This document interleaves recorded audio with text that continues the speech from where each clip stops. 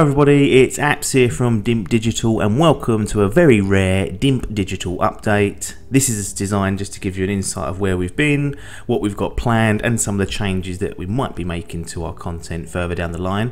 First off, where have we been? Quite simply, I went on holiday. I took some time to go outside of the UK for once, for a few weeks. Then I came back and God of War was waiting, so I spent the next few weeks playing through that, enjoying that game, soaking it in, and it's a fabulous game. I'm glad I just spent some time just to sit through that and play it as much as I wanted to or needed to. So that's essentially where the gap's been.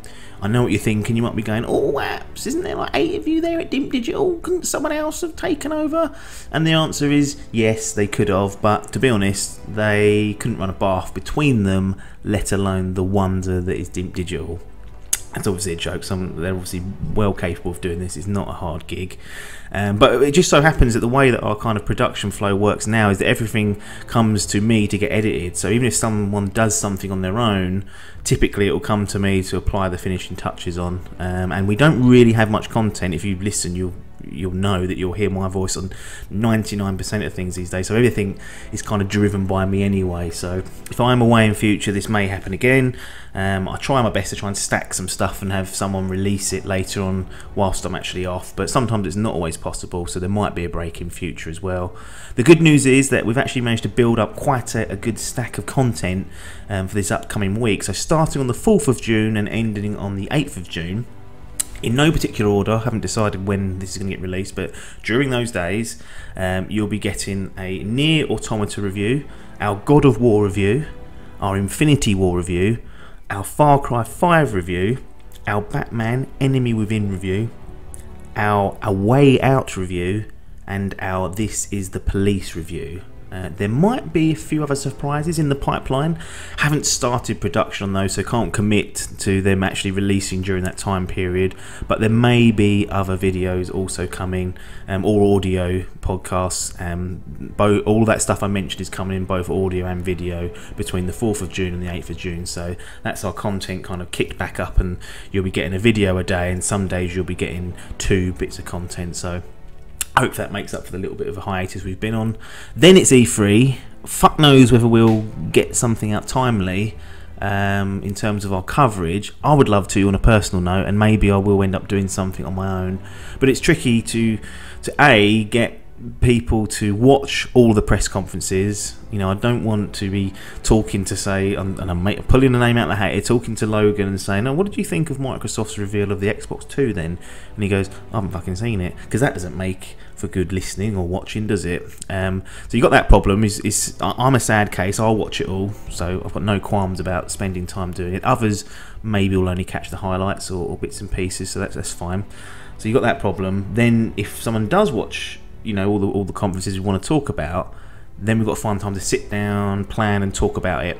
And again, it's all about it being in a timely manner. So typically during the week or the week after, you can just about get away with it. If I can't get anything up, or we can't get anything up, then I'm sure during our July idle game chat we will dissect some of the main points and as well as the other industry news. So there'll be us touching on E3 at some point during the future.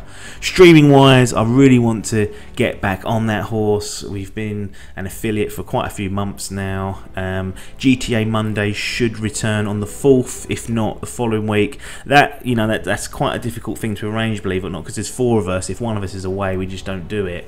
And since I've been away, then other people have been off, and I think we're getting back to a stage where we'll get a few weeks, you know, back to back of that. So GTA Mondays, look for that either Monday or the following Monday, or just keep checking on Mondays. It will return at some point, and hopefully we'll get a few regular slots in.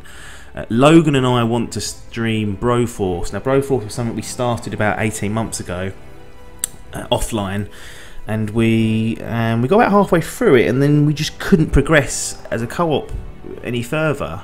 And a patch went in about 2 weeks ago, and we went back onto our save, and we could continue. By that point, we had no idea where we was. We had no idea how to play the game again. So I said, you know what? This is a really fun game. It'll be a great streaming game. Let's set aside and try and do a once a week session. So we're going to start that up at some point. No commitment on day or when that will come. And then finally, I really want to stream Shadow of the Colossus on my own. So look forward to that appearing at some point in the future as well. That'll all start rolling off. I would love to get Hall, Parky or Logan to stream more Fortnite. Like, they're actually getting pretty good at it now, so anything from them would be great to try and capture that massive audience it's got, but more importantly to see how far they've come. And I know that Adkins wants to continue his Bloodborne stream. You know, he got past Father Gascoigne, and then the stream quality wasn't up to scratch, to be quite honest, and he wasn't happy with it. And it's that classic, we mentioned it, wait for internet problem that sometimes pops up. So if you can get that sorted, you can get an internet that's got a decent upload speed, that will hopefully make a return. And that's our kind of commitments for the streaming side of things. It's more difficult than I thought it'd be, but we'll keep at it and eventually hopefully hit a stride with that. The Fantasy Gaming League, the transfer window is now open, so that gives all the participants the chance to transfer out any unreleased game for another unreleased game at the cost of a 5-point penalty. The window closes the 16th of June after E3, and we will do a follow-up feature, probably separate from Idle Game Chat, with the captains to see the shakers and movers. But trust me, the competition on that is hotting up every single day, and it's starting to get even more interesting now. People are, are making transfers and getting rid of games and bringing new ones in. Finally, we are going to make a change to the review structure. These changes will take place for any content published after E3, so anything that happens next week is going to be on our buy it or bin it format. But after that, buy it or bin it is getting binned. So no longer will games have a buy it or a bin it seal of approval. The reason why is simply because I felt that it started getting a bit restrictive. And saying whether a game should be bought or not. I didn't like that blurred line between put your money down for this one, and it with game reviews it's a little bit more complex with that, at least it is for me. So we're going to revert to a 1 to 10 numerical scale, no decimals, and this gives us a little bit more flexibility and offers a scale that everyone understands. Now I know people don't use the scale properly, i.e. you'll never see a 3 out of 10 game, which yeah, it is very rare these days, but to be honest, the quality of most of the games getting reviewed in the the traditional media of gaming, they're all good now. The quality of games is so good, we've never had it this good. It's only really if you look at the dregs and shit on Steam that you'll find the true shite that's being created, but that never normally gets mainstream coverage. So I understand why typically it's a 7 to 10 scale, sometimes people call it, but we'll be using 1 to 10, and we will be introducing, or perhaps retaining I guess, the Dimp Digital seal of approval. So no longer is it a buy it seal of approval, it's a seal of approval, and this applies to any of the games that feature a 10 out of 10, a 9 out of 10, an 8 out of 10 or a 7 out of 10. And as expected, we'll be using platinums for 10 out of 10, golds for 9 out of 10, silvers for 8 out of 10, and a bronze for 7 out of 10s.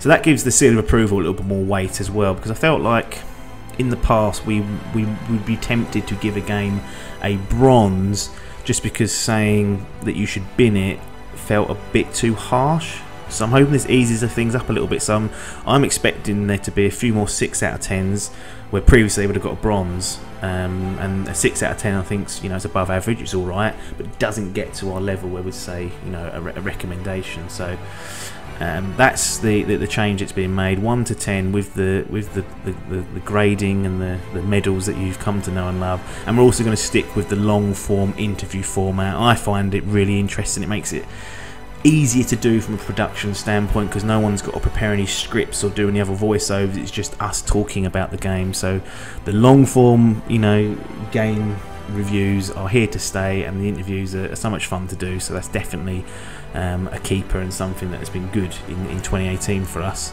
That is it. So thanks for bearing with us. At this point it feels great to be back. Whether that will be the case in a month's time when I think I've got to put more content up or something like that, I don't know. But you know, it's you know, we took a little break, we're back, and enjoy the forthcoming content, and of course soak up E3. It's nearly here. Thanks for your time, and ta-da.